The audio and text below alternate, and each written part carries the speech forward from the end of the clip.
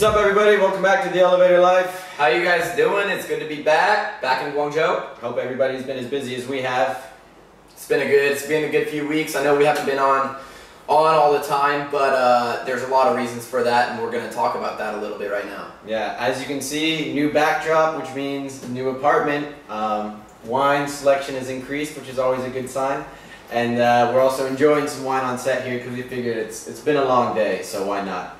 And so far, you know, we love our new place, and we'll definitely give you a tour of that coming up in the next couple of weeks, I think.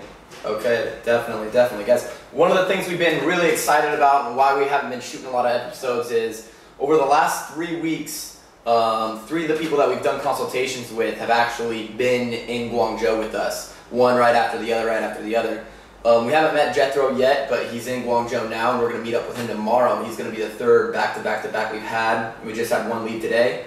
And so it's been a good experience for us. We've been hosting them here in Guangzhou, showing them around, talking business with them, introducing them to our friends, to our networks, giving them a real insight as to what it's like to live in China, what it's like to do business in China, you know, the whole culture here. And it's really been a cool experience just to see their reactions from what is going on over here, the excitement, the buzz, the activity, the entrepreneurship that they see firsthand. It's still, even though we've done multiple consultation calls with them in the past, it just blows them away. Yeah. Everybody who's come here who's, okay, I'm going to come check it out. A lot of them have been feelers, checking out the scene. Each one of them so far, I'm going to be back. Oh yeah. I need to come back. One actually left, went to Yangshuo, was going to do Southern China, and then came back. Yeah. Stayed a few more days, so that was awesome to see. It's obvious. He's like, I want to be back there, seeing what you guys are doing, how you do it, and meeting people, because he met people from like 10, 15 countries just hanging out with us, all doing different kinds of business, and that's what's going on here. And then last but not least, this magazine's out here, as you can see. Got Tim and my pretty face on the business feature of In the Red magazine. It's a foreign magazine here in Guangdong province, so a really big audience. And this magazine was actually started by fellow entrepreneur from Estonia, Kaisha. And she's a great writer, and this, again, there's a need in the market. No one really did this kind of foreign, artsy, trendy magazine. Boom, and this has taken off. There's sponsorships in here from Marriott Hotels, Swarovski Diamonds, all that kind of stuff. So they're taking off. So thank you for the great press, Kaisha. It looks awesome, and just want to throw you a little pitch out there as well. Yeah, guys. She's an amazing entrepreneur. She saw it in the marketplace. This has only been around since like the beginning of the year, and it's just doing fantastic. It took off. Yeah. So we want to say congratulations to her and wish her all the best. Just showing you many entrepreneurs, not just us, business-oriented ones, other ones, artsy people are making it here as well. So that's really exciting. Getting into our topic today, guys, we're talking about something that our guests have been mentioning to us, and something I really realized when I was sitting back home, and that's the difference between an entrepreneur schedule from the normal corporate schedule. You know, the 5 days for 2 days compared to the, you know, all-around work schedule that we as entrepreneurs hold.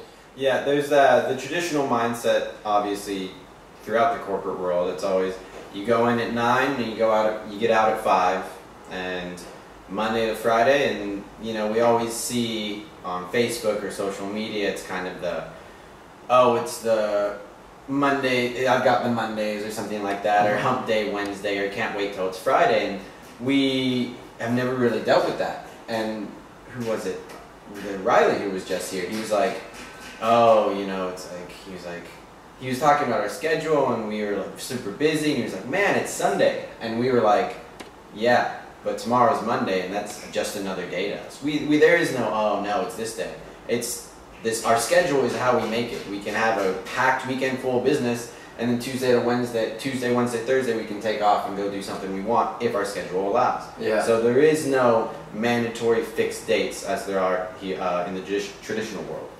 Oh, I'll never forget, Riley goes, he goes, we were having one of those China days where just thing blows up in your face. You can't get certain points across, you know, just certain things go wrong after another. Those days happen every now and then, just like they would in any culture.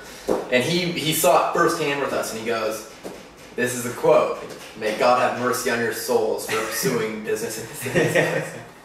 And that made us laugh. And then we followed up, we were like, Riley, you realize it's Monday. You know, and we hadn't been doing a lot of work. We've been down at the pool and stuff with him and showing him around. And he was like, that's a really good point. That's a fantastic point. And what really freaking got me started thinking about this topic first was when I went home a few weeks ago and I was trying to meet up with some people. I was trying to meet up. Yeah, it was my mistake. I was trying to meet up during the day. But even at night, and it was hard for people. Most people would be like, okay, no, I'm free on Friday. I'm free on Friday. What are you doing on Friday? It was like, I can't hang out with everyone on Friday. What are we doing? Like, I can't see any of these guys for 5 days. Like, you know, and that just made me realize the idea of trading 5 days for 2 days. On the Elevator Life, we don't talk a lot about normal corporate jobs. We're not one of those sites that bashes corporate jobs. We don't talk anything about that. We strictly talk international entrepreneurship. But with that, it did make us realize the advantage that we have being here in this market and what it has turned our schedule in. What now we take for granted as an entrepreneur's schedule, it really brought it back into, you know, it made us appreciate what we had. And when I was seeing it back home, you know, people give 5 days so they can celebrate 2 of them. Here, and what we've noticed hosting all these guests is that we celebrate every day. You know, every day is our own schedule. We work when we want, where we want. We work how long we want to work for, you know, it's all up to you. That's an entrepreneur schedule. Yeah, truly. I mean, everything's open for us Monday, Tuesday, Wednesday, regardless of the day. I mean, yeah, sometimes we have very busy weekends, and then sometimes our weekends are free. Sometimes our weeks are packed at the beginning, and the tail end of the week is just another weekend. So it just goes to show, like Tim said, Monday to Friday when he's back in the States, and I'm back in the States as well, it's, yeah, maybe we can meet up for a happy hour at 5 or 6, maybe we can meet up for a late night, hump day, Wednesday drink or something like that. But the point is, here we never deal with any of that, and we've become accustomed to it, and it's just really, you know, a lot of people don't really understand it, and we take it for granted. So when they get to see it firsthand, it really, you know, impresses them and makes them, oh wow, it really makes them think outside the box. Exactly, guys. The best thing about having an entrepreneur schedule is that you don't have a weekend. You work your ass off until it gets to a point you're like, I feel like doing something. Yeah. You know, let's go celebrate. It doesn't matter what day it is or where you're at. We just spent, you know, the last week in 3 different cities. And that was kind of just, it was business as well, but it was also a nice change of scenery. And so there's just a huge difference between the normal schedule and the schedule that you work living in an environment like this. It becomes your schedule. That's a whole new meaning for a lot of people, where it's like your schedule. It is what you want it to be. Yeah, what Tim just said is great. When you need a break, you can take it anytime you want. We've been fed up. You know what? No. Today, I'm having a me day, and you can do that. And corporate world, it's, you have to wait till that Friday evening till you can take your tie off, you know, and go forget about your work week if you want to. For us, if we need it, we can do it instantly. And so that's something we've really come to appreciate as well, especially jumping back and forth between all these cities. It's, you know, if you need a day of rest between going between 3 different cities in 3 days, go ahead and take it. You know, it's your business, you run it, and you just make sure you work much harder the very next day. So true.